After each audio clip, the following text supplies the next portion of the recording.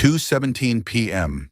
The emergency room at a naval hospital is filled with the low hum of air conditioning and the rhythmic tapping of keyboards. A Navy SEAL team, fresh from an offshore training mission, waits for their post-deployment physicals. They are relaxed, joking about missed targets and cold beer. Then, the peace is shattered. Screams erupt from the main lobby. Heavy boots thunder down the hall. Gunmen are inside. Panic spreads like fire through the medical staff. In the corner, combat nurse Elena Cruz doesn't flinch. She sets her clipboard down. Her voice is a sharp, tactical anchor. Lock the doors. Move the nearby patients. The hallways of the San Diego Naval Medical Center are often a crossroads for the elite. Here, the bravest warriors come to men, and the most disciplined professionals come to work. The air carries a faint scent of industrial cleaner and the salt breeze from the nearby Pacific. Among the staff was Elena Cruz. To the casual observer, and certainly to the Navy SEAL team sitting in her waiting area, Elena was simply Nurse Cruz. She moved with a quiet, efficient grace that suggested she had spent her entire life in a sterile hospital environment. She was polite, precise, and entirely unassuming, a blue-scrubbed shadow in a world of high-definition egos. In the high-stakes culture of the military, respect is often given to the loudest voice or the highest rank. Elena, a young woman in light blue scrubs, didn't fit the image of a warrior that most of the SEALs carried in their minds. They saw her as a support element, someone who filed their charts, took their blood pressure, and ensured their immunizations were up to date. They were the apex predators of the ocean.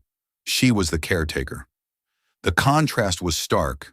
The massive, scarred operators taking up space in the plastic chairs, and the small nurse navigating around them like they were obstacles on a well-worn path. On this particular Tuesday, Team 3 had just returned from a grueling dive certification off San Clemente Island. They were exhausted, sunburnt, and looking forward to liberty.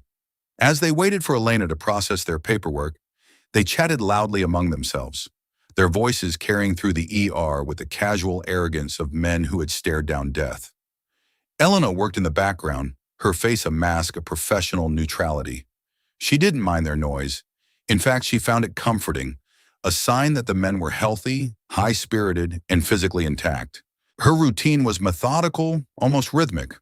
She meticulously verified the medical records of each operator, cross-referencing blood types and allergy markers against the central database. She prepared the diagnostic equipment for the attending physician, checking for calibration errors that a civilian might overlook. She monitored the other patients in the ward with a constant, scanning gaze that never lingered too long on one spot, a habit of situational awareness that was deeply ingrained. None of the SEALs noticed the way she stood. They didn't notice that her feet were always shoulder-width apart, balanced and ready for sudden movement. They didn't see the way her eyes never just looked at a chart, but scanned the room for exits and potential hazards every time she moved. To them, she was part of the furniture of the hospital, a helpful, silent presence who facilitated their return to civilian life. They didn't know that under those blue scrubs was a soul forged in the dust of the Middle East. Years before she ever set foot in a nursing school, Elena had been a combat medic in the United States Marine Corps. She had walked the perimeter in Helmand Province, carrying a pack that weighed half as much as she did. She had treated casualties under the scorching sun, while the air hummed with the sound of incoming fire. In the Marines, they don't call them nurses, they call them doc. And a Marine doc is a breed apart. They are the ones who crawl through the dirt when everyone else is seeking cover. They are the ones who keep their hands steady when the world is screaming. But Elena didn't broadcast her service. She didn't have Marine Corps stickers on her car or a veteran hat on her desk. She believed in the quiet professional code, the idea that competence is its own reward. She believed that her training was a tool to be used when needed, not a badge to be worn for ego. She was content to be invisible, letting the SEALs enjoy their post-mission bravado. To her, they were patients, and her duty was to provide care. The SEALs continued their banter, oblivious to the storm brewing outside. One of them, a younger operator named Miller, made a joke about how safe life must be in the hospital compared to the X. He leaned back, his boots scuffing the floor. Elena didn't correct him. She simply handed him his intake form and moved to the next station. She knew that safety was an illusion, one that required constant vigilance to maintain. However, the universe has a way of testing the most hidden of skills. As Elena reached for a fresh set of gloves, her internal alarm tripped. It wasn't a medical alarm. It was the sound of a heavy door hitting a wall. The distinct, metallic clack of a bolt carrier group being cycled. A sound she had heard thousands of times on the range and in the field. Then came the shouting. It wasn't the frantic shouting of a worried family member. It was the rhythmic, aggressive barking of people who were looking for a fight. The SEALs instinctively tightened up, their relaxed postures vanishing in a heartbeat. They were operators without their kit, warriors without their weapons. But while they were looking for a way to engage, Elena was already acting. She didn't panic. She didn't scream. She simply shifted from nurse mode to Marine mode. The transition was instant, a chemical shift in her brain that sharpened her vision and slowed her pulse. If you think quiet professionals are often underestimated, type unfair. The ER exploded into a symphony of terror. 3 men armed with compact rifles and wearing civilian tactical vests had bypassed the main security checkpoint by using a delivery entrance. They were looking for a high-profile prisoner who had been brought in for emergency treatment earlier that morning. In their desperation, they were willing to turn a place of healing into a killing floor. The hospital staff, trained for medical emergencies but not for urban warfare, froze. Nurses dropped trays of medicine, the sound of breaking glass echoing the violence outside. A young intern began to hyperventilate. The SEALs, currently in civilian clothes and without weapons, were looking for a tactical advantage in a room full of glass and fragile equipment. They were scanning for improvised weapons, but the gunmen were already moving down the fatal funnel of the main hallway. The air was thick with the metallic scent of tension and the cold smell of ozone. Elena didn't wait for orders. She didn't look for a leader. She became one. She saw the layout of the ER through a different lens now. The main entrance was a liability. The supply closet was a hard point. The heavy steel gurneys were mobile barricades. She moved toward the center of the room, her voice dropping an octave, becoming the low, resonant command voice of a Marine NCO. It was a voice that demanded obedience without shouting, a frequency that cut through the white noise of panic. "Lock the secondary doors, now!" she shouted to the terrified intern. Her eyes snapped to the SEALs, identifying the alpha in their group instantly. "Gentlemen, I need those gurneys flipped. Create a perimeter around the critical care beds. Move!" The SEALs were momentarily stunned. They heard the authority in her voice, a tone they usually only heard from their master chiefs or platoon commanders. It was the frequency of combat. It was a language they understood instinctively. Without questioning her, they moved. 2 SEALs grabbed the heavy steel gurneys and slid them across the tile, creating a metal barrier that would deflect small arms fire. They worked in tandem, their civilian clothes a jarring contrast to their tactical movements. Elena was already at the bedside of an elderly patient who was on a ventilator. She wasn't just hiding, she was analyzing the situation with the speed of a combat computer. She identified the blind spots where the gunmen wouldn't be able to see the patients from the doorway. She tracked the sound of the shouting to estimate the number of shooters and their rate of advance. She positioned herself so she could see the hallway while still keeping her body low and protected by the brick pillar. "Patients first," she commanded as the SEALs began to cluster near her. "Move them away from the glass. Get everyone on the floor. If they can't move, shield them with the lead aprons from the X-ray suite." The lead gunman rounded the corner into the ER wing. He saw the barricades and the disciplined movements. He expected a room full of screaming victims. Instead, he found an organized defense that looked like a military outpost. He fired a burst into the ceiling, shouting for the prisoner. The sound was deafening in the enclosed space, the smell of cordite mixing with the antiseptic. Elena stayed in the eye of the storm. She reached out and grabbed the hand of a frightened nurse who was sobbing under a desk. "Look at me," Elena whispered, her voice a calm, unbreakable thread. "Focus on my breathing. Deep in, deep out. I need you to help me with the oxygen tanks. If a bullet hits one, we lose this whole room in a fireball. We need to shut off the main valves. Can you do that for me? The nurse looked into Elena's eyes and saw no fear, only a cold, crystalline focus that made the chaos seem manageable. She nodded and began to crawl toward the valve station. Elena provided cover with her own body, watching the gunmen's shadows dance on the wall like ghosts in the smoke.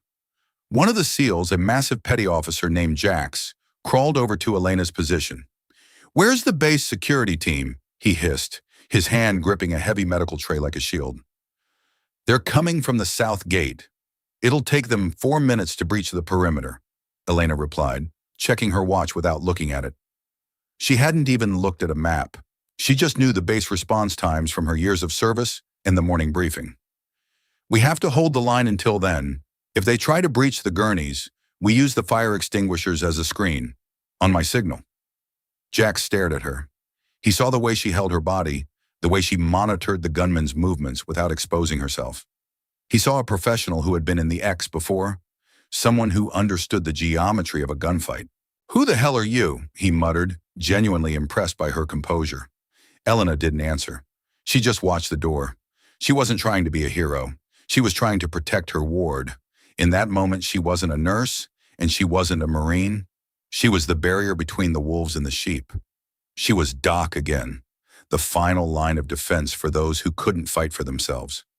If you realize calm leadership can change everything, type, "I was wrong." The standoff lasted only minutes, but in a tactical situation, a minute is an eternity.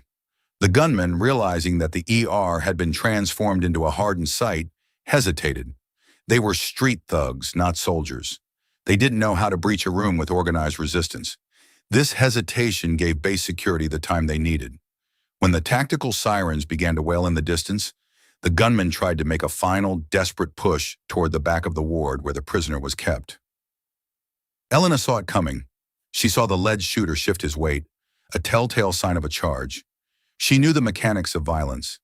She watched the way he gripped his weapon, the way his eyes searched for an opening in their makeshift wall.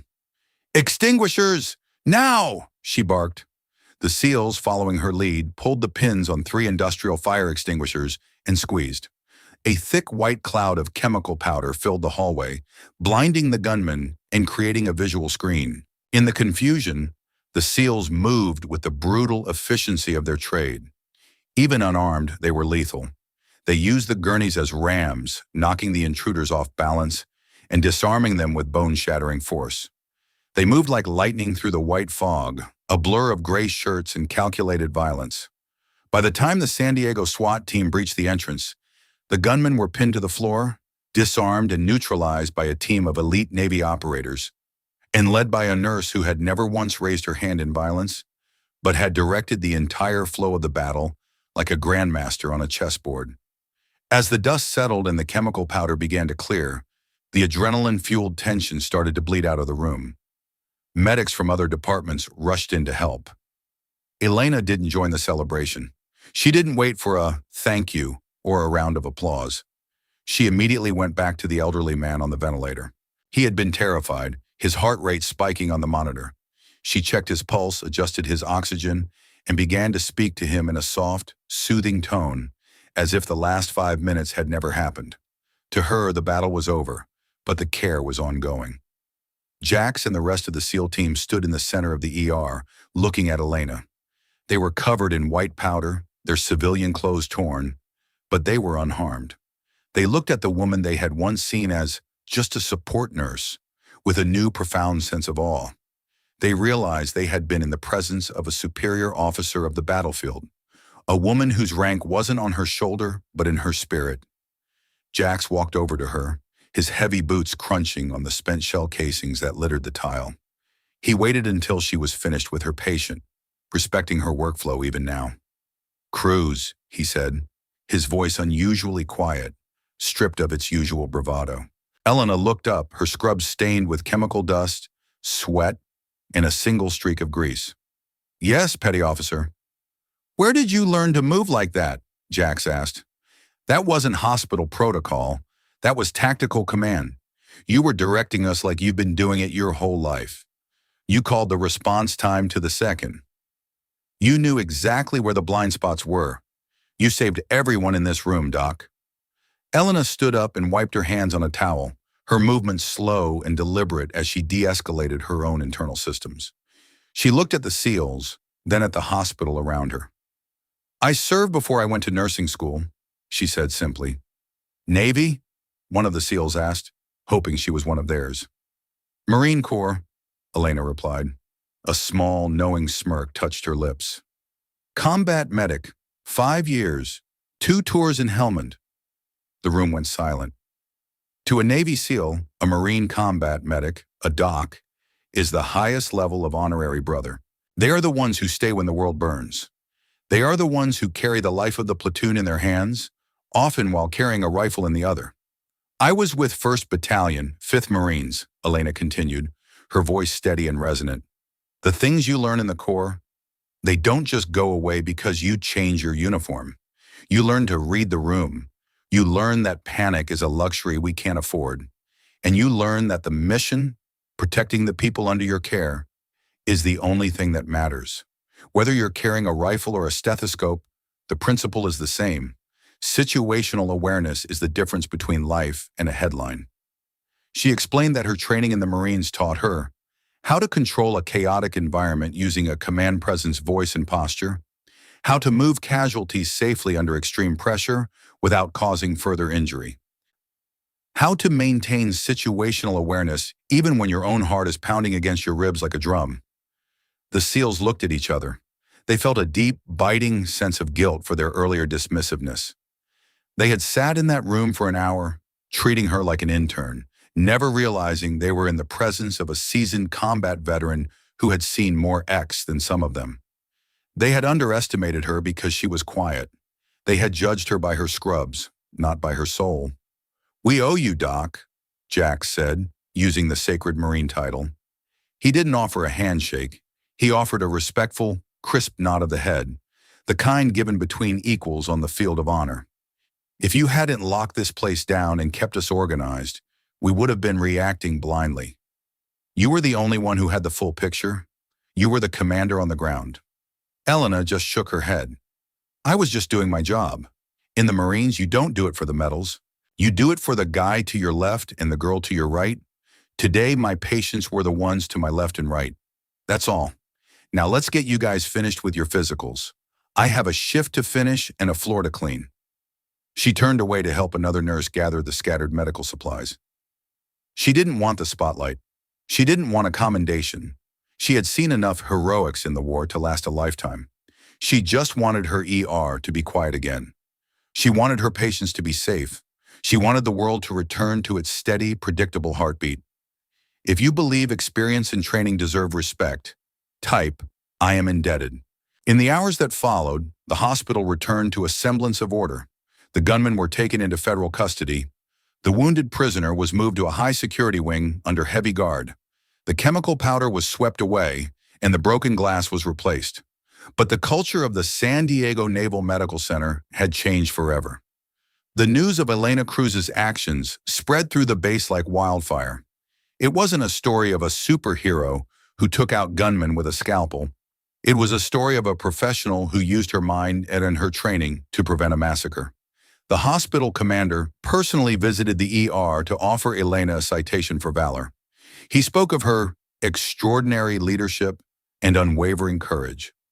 True to form, Elena accepted it with a polite nod and immediately asked if she could return to her patients. She wasn't interested in the ceremony. She wasn't interested in being the face of the Hero Nurse campaign. She was a Marine. She did the work because it needed doing. The SEALs of Team 3, however, weren't going to let it go that easily. The next morning, when Elena arrived for her shift, she found a large wooden plaque hanging on the wall of the ER break room. It was hand-carved with the SEAL trident on one side and the Marine Corps eagle, globe, and anchor on the other.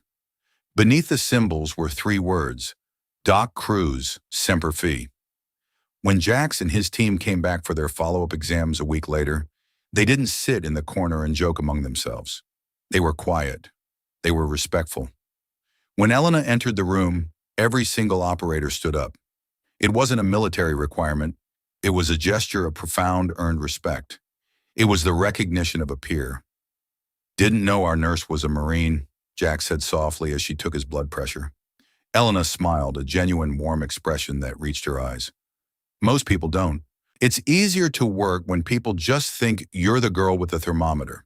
People are more honest with you when they think you're just a civilian. You're a lot more than that, Jax replied. We were talking about it at the team house last night. We've seen a lot of experts who crumble when the first shot is fired. But you moved like you were still on patrol. You showed us that the uniform might change, but the warrior remains. You taught us a lesson in humility, Doc. The community around the hospital began to view the nursing staff through a new lens. They realized that many of the people in scrubs were veterans themselves, people who had traded their rifles for stethoscopes but had kept their courage. Elena's story became a reminder that quiet professionals are the foundation of our society. They are the ones who hold the world together when the structures of peace begin to crack. The intern who had been hyperventilating during the attack eventually asked Elena for training. He didn't want to learn how to fight. He wanted to learn how to be calm. Elena spent her lunch breaks teaching the junior staff the basics of situational awareness and emergency mental triage. She taught them that the most powerful tool in any crisis isn't a weapon. It's a clear mind and a steady breath. Respect, Elena realized, shouldn't come from what people think you are. It should come from what you do when the lights go out. She had spent her life serving others, first as a Marine, then as a nurse. To her, they were the same mission, different uniform, same heart. As she walked out of the hospital that evening, looking out over the Pacific Ocean, she felt a sense of peace. She didn't need the SEALs to know her history. She didn't need the commander to give her a medal. She just needed to know that today the ward was safe. The patients were breathing. The mission was accomplished. If you believe respect should come from actions, type, I will live a decent life. In our modern world, we are often told that to be successful, we must be loud. We must promote our achievements, build our personal brands, and ensure that everyone knows our worth. We are conditioned to believe that the person who shouts the loudest is the one in charge. We confuse volume for value and visibility for victory. But the story of Elena Cruz teaches us a different, deeper lesson. True competence is a quiet thing. It doesn't need to bark to be heard. It doesn't need to brag to be respected. It is built in the thousands of hours of training, the years of discipline, and the quiet moments of choice that no one else sees. Real power lies in the ability to understand a situation before it spirals out of control. It is the strength to remain calm when everyone else is falling apart. In the emergency room, just as in the military, skills are the only currency that matters. Elena wasn't a hero because she was extraordinary. She was a hero because she was prepared. She had taken her Marine Corps training and integrated it into her soul. When the gunmen arrived, she didn't have to think about being a leader. She simply was one. It was her default setting. We often underestimate the quiet professionals in our lives. We see the person doing the paperwork, the person cleaning the floors, or the nurse checking the vitals, and we assume they have nothing to teach us. We assume their world is small. We look at their surface and miss the depth of their character. But every person has a history. Every person has a code. The next time you find yourself in a high-pressure situation, don't look for the person who is screaming orders. Look for the person who is acting. Look for the person who is moving the patients, locking the doors, and keeping their eyes on the exit. You might be looking at a Marine in scrubs. You might be looking at the calm mind that is about to save your life. Elena Cruz didn't try to prove anything to the SEALs. She didn't care if they knew she was a Marine. She only cared about the elderly man on the ventilator and the nurse crying under the desk. That is the definition of character. Doing the right thing when there is no reward and maintaining your discipline when there is every reason to panic. Training is never wasted. Discipline is never out of style. And teamwork is the only way we survive the storms of life. Honor the quiet professionals. Listen to the calm minds. Because when the world explodes, they are the ones who will bring the dawn. They are the ones who whisper the code that changes everything. If you believe the quiet professionals who solve the hardest problems deserve recognition, leave a comment and subscribe to The Veteran Story. We tell the stories behind the calm minds that change everything.